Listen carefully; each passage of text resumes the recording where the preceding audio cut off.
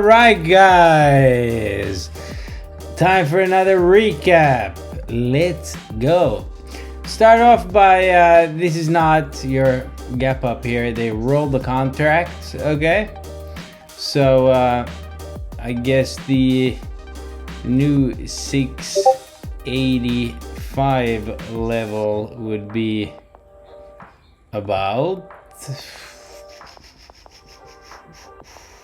6150, give or take. This will even out with SPX at some point later on. These gaps do fill, so might be worth noting. But what is the market doing around this time of year? Everybody starts speculating what's gonna happen, yada yada yada, and that there's weak market breadth seems to be the word on the street. Don't care at all about that, because this has nothing to do with the reality. What we are in fact doing, in my opinion, is still this,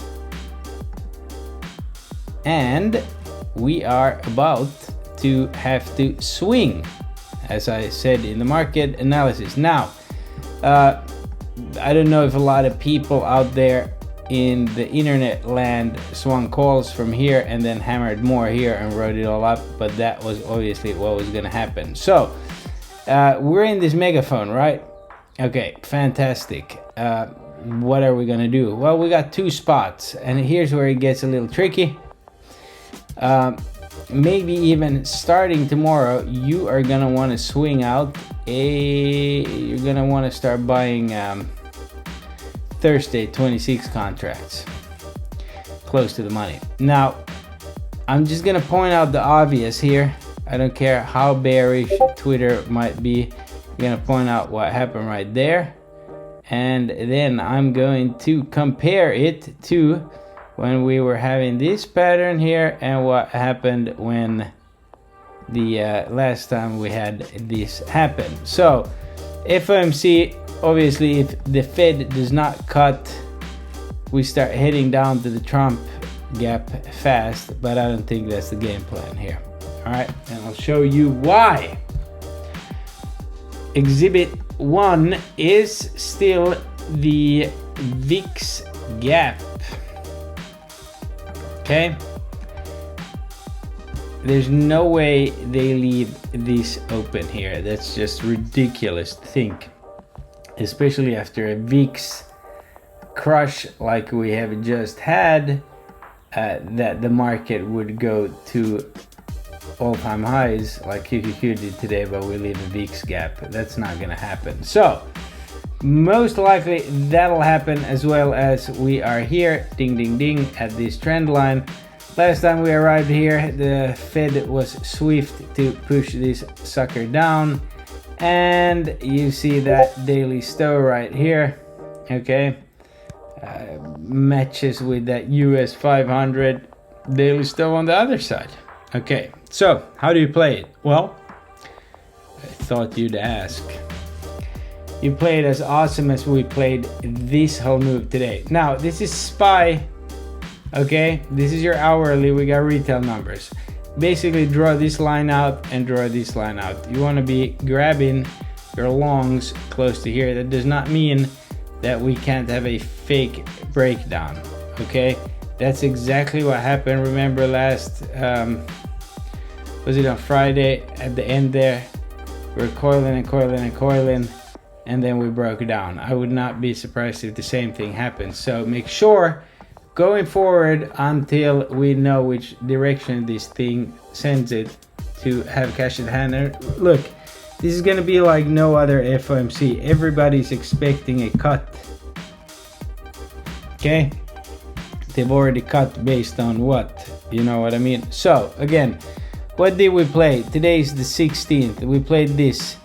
We said the sell would come. The sell has started. By the looks of it, you're gonna kind of go test those lows. You can either choose to start longing tomorrow, but since it's a pop and bleed, I don't know if you'll be positive once we get down here. obviously this chart shows that FOMC is just flat, and then we read probably on some data. We got core PCE on Friday, it's also OPEX, and you got jobs last week sucked. If they come in around 220, that'll automatically send the market. So you kind of want to be in, and the reason I'm saying buy maybe 26 contracts is this gap up here. They're gonna fry your shit Monday, half day Tuesday, Wednesday closed, and so forth. So once you're sitting $10 in the money, you can hold easier, you know what I mean? So that's gonna be the tactic going in. Now, as far as individuals, if you want to start swinging, look, here's the matter of the fact.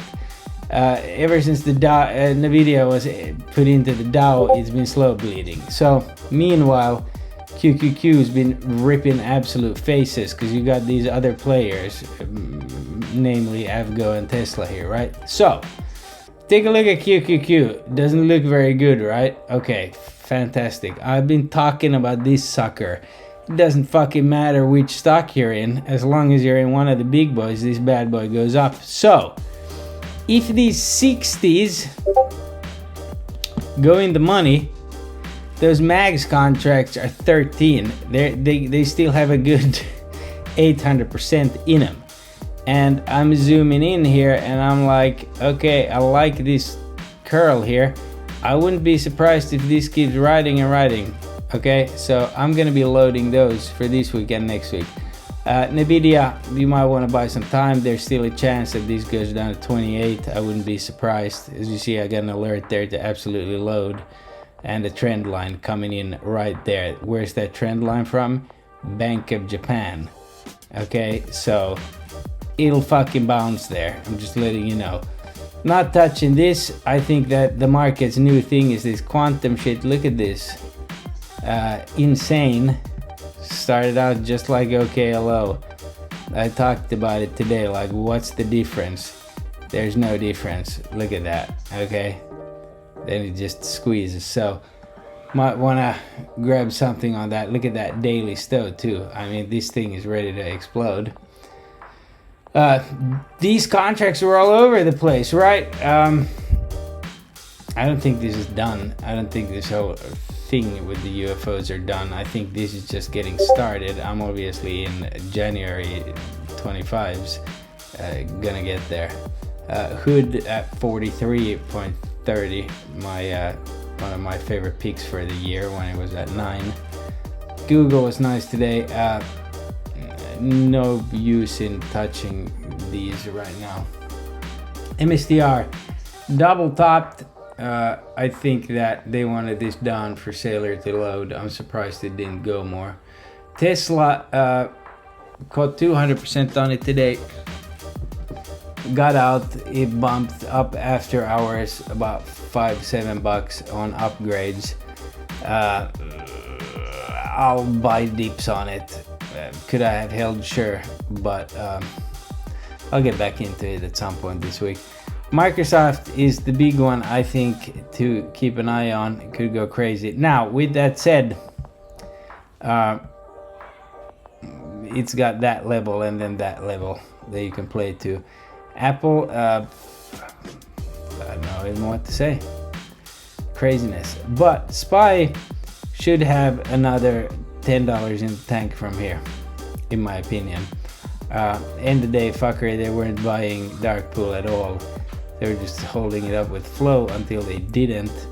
Trying to buy it, they've been also scaling out of these. So at some point they're gonna jump on these names. There's some big rotation. So my posted the weekly low on SPX. It worked like a charm last time. And I'll be looking to load around here. I think my weekly low was even lower. It was like, yeah, right there. If tomorrow, Wednesday, grows, or we get a dip on FOMC, that's what I'm saying. Like, don't preload too much, okay? Because you could get a dip all the way down to here where I have alerts, and then I am in heavy, probably a week out because of low volume trading. I mean, would be perfect just to melt this up. Another one that's interesting is IWM. its time will come. I think I'm just focused on SPY, and the reason is financials. They've been absolute dog shit. However, if you look at JPM, it showed relative strength to the rest of the market in the day, which is a clue, in my opinion. And it's a matter of time. Look at that daily stow. I mean, it's been beaten to shit. What do you tell me? What's the difference between JPM at 239 and 254? You can't, exactly. Okay, so again, this is gonna be so. As soon as I have my longs in the money and I feel secure holding them, I am gonna continue scalping, and I'll be scalping tomorrow again. So probably let's do that here. Well, actually, let me first show you here. Gamma range worked pretty well today, but I do think we could possibly revisit down here. As far as the GICs, it looks like that. For tomorrow, let's see here. Where are you? So today was this trap, tough price distro, pretty bullish day. Tomorrow also. Wednesday, pretty flat. Thursday looks really green. Friday looks extra green. 10 days out, green. 15 days out, green. 20, green. A month out, green. 45 days, green. 60 days, green. So as of right now, by the dip, and again, the 600 guy is down there, or the 590, the 600 guy keeps selling and the 610 guy keeps buying. Okay, so nothing awfully bearish. Yeah, you'll get, and you got prints today. Sure, I mean, if you specialize in 5-minute chart, yeah, you had a big move in the day. I had sold all my calls, and just know that sell is coming, because overall you're gonna be in this range until you get a breakout of this range. Anyways, guys, we got retail numbers in the morning. Might get a dip or a rip, and I'll play counter to that. I'll be looking for 20 and 40 cent contracts per usual during IB session, and then end of day, and stay out of the middle. All right, guys, thank you very much.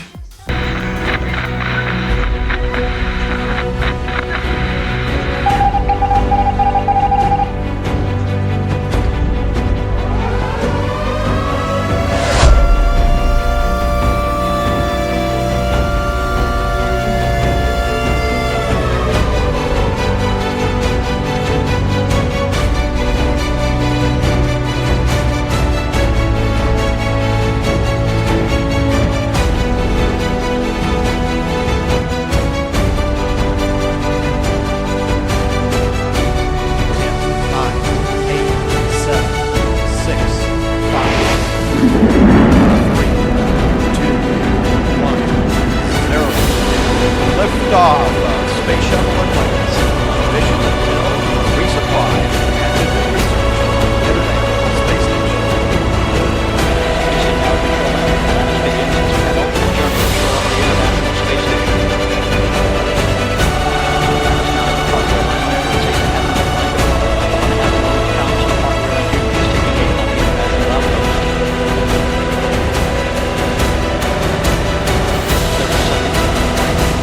Atlantis almost 2 miles in altitude, almost 6 miles downrange from the Kennedy Space Center already, traveling 500 miles an hour. Welcome, I'm Mr. Moontrain, and this is the Moon Landing Trading Course. I'm coming at you from my garden in Hawaii, and first of all, I want to congratulate you on being here and doing something about your situation. Huge. Now listen up, this is not going to be a regular trading course, but that's why you're here, am I right? Today, we're going to go over the 5 areas every trader needs to master and conquer in order to become successful and profitable.